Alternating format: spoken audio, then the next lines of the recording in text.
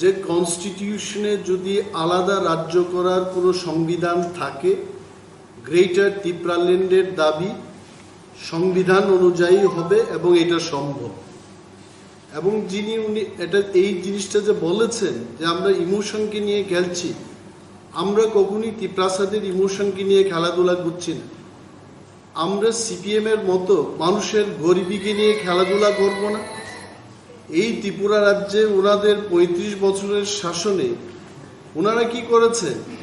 জিতেন্দ্র বাবু নিজেই মন্ত্রী ছিলেন, এমপি ছিলেন। একটা ঘর পাওয়ার জন্য মানুষকে সিপিএম পার্টি করতে হবে, একটা রাস্তার জন্য, পানীয় জলের দাবির জন্য মানুষকে সিপিএম পার্টি করতে হবে, এই জায়গায় নিয়ে গেছেন ওনারা। এবং আজকে উপজাতিদের বা ত্রিপ্রাসাদের যে অবস্থা, আমাদের এই যে করুণ অবস্থা, এটার পেছনে দায়ী কারা? এটি সিপিআইএম পার্টি। এবং সেখান থেকে উত্তরণের জন্য, ত্রিপ্রাসাদের একটা জাতি সত্তা রক্ষা করার জন্য, তাদের রক্ষার্থে আমাদের এই দাবি। আজকে যদি আমরা ইমোশনকে নিয়ে খেলতাম, আমরাও বলতে পারতাম রাজ্যে ৮ লক্ষের অধিক বেকার, আমরা বলতে পারতাম আমরা ৯ লক্ষ চাকরি দেব। আমরা তো সেটা করছি না। এখানে কিসের ইমোশনের ব্যাপার আছে? যে রাজ্যে আমাদের কোনো পাওয়ার নেই, বলতে পারবেন আজকে এগ্রিকালচার দপ্তরে বলুন আপনারা আমাদের কি স্টেক আছে? ত্রিপুরার ৭০% বনভূমি আমাদের কাছে, কিন্তু আমাদের কি অধিকার আছে সেখানে? আমরা চাষবাস করতে পারছি না, আমাদেরকে তাড়ানো হচ্ছে সেখান থেকে। জিতেন্দ্র বাবু যখন নিজে বনমন্ত্রী ছিলেন, ওনারও মনে আছে যে অভয়ারণ্য সৃষ্টির নামে সেখানে উপজাতিদের ত্রিপ্রাসাদের উচ্ছেদ করা হয়েছে তখন। তো এইগুলো কি? এবং আজকে 25 বছর ক্ষমতায় থাকার পর উনি বলছেন যে আমরা ইমোশন নিয়ে খেলাধুলা করছি। তো এই 25 বছর ওনারা করলেন কি? ত্রিপ্রাসাদের ইমোশনকে শক্ত করার জন্য কেন কাজ করেননি ওনারা? আই টেল ইউ, সিপিএম পার্টির কাছে আর কোনো বিকল্প পথ নেই। ওনারা অপেক্ষা করছেন আমরা কবে ভুল করব। আমি জিতেন্দ্র চৌধুরী সাহেবকে বলবো আমাদের পার্টির পক্ষ থেকে, তিপ্রা মথা জাতিসত্তা রক্ষার্থে সংবিধানের ভিতরে থেকে আমরা এই দাবি তুলছি। এবং অসাংবিধানিক যদি কিছু হয়ে থাকে, let CPIM party go to the court and challenge যেটা অসাংবিধানিক। ইমোশনের কি ব্যাপার আছে? ত্রিপ্রাসারা আজকে বুঝতে পেরেছে যে এখানে আমাদের জাতিসত্তা রক্ষা করা ছাড়া আর কোনো উপায় নেই।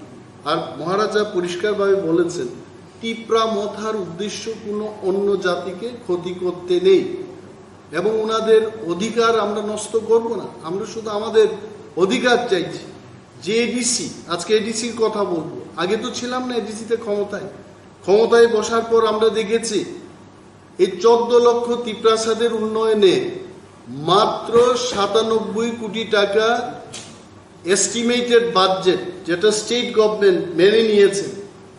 এবং সেখান থেকে আজকে 1 মাসের মধ্যে এই ফাইন্যান্সিয়াল ইয়ার চলে যাবে, মাত্র আমাদেরকে 32 কোটি টাকা দেওয়া হয়েছে। কি উন্নয়ন হবে? কি উন্নয়ন হবে? এবং এইগুলিকে নিয়ে কেউ মাথা ঘামায়নি কখনো। আমরা বলছি যে এই যে ত্রিপ্রাসাদের প্রতি বঞ্চনা, এই বঞ্চনার একমাত্র প্রতিকার হচ্ছে আমাদেরকে আমাদের মতো করে থাকতে দিন।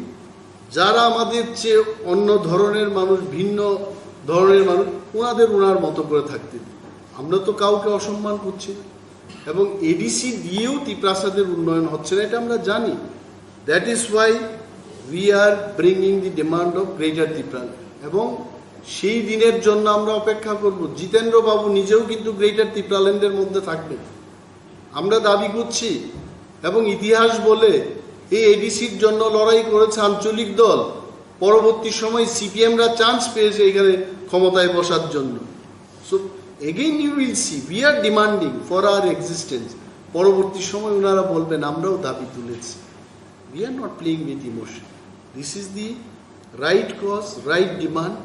এবং বাঙালিরা বাঙালিদের মতো থাকবেন, মণিপুরীরা মণিপুরীদের মতো থাকবেন, আমরা আমাদের মতো করে থাকতে চাই। And the friendship will remain as it is. কখনোই আমাদের সম্প্রীতি নষ্ট হবে না। ওনারা তো শুধু সাইনবোর্ড লিখে বলেছেন জাতি উপজাতি আমরা সম্প্রীতি রক্ষা করব, আমরা কাজের মাধ্যমে দেখাবো যে আমরা সত্যিকারের সম্প্রীতি চাই। Thank you.